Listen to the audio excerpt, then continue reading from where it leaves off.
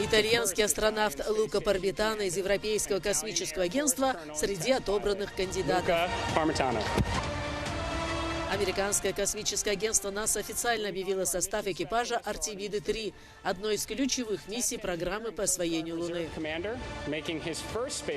Миссия, запланированная на вторую половину будущего года, не будет иметь Луну в качестве непосредственного пункта назначения.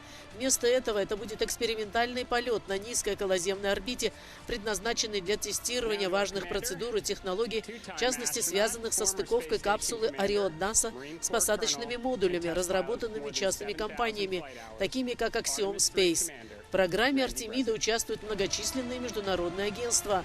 Европейское космическое агентство представляет важнейшие компоненты для космического корабля «Орион», а итальянское космическое агентство вносит свой вклад в виде герметичных модулей, предназначенных для будущего использования на поверхности Луны.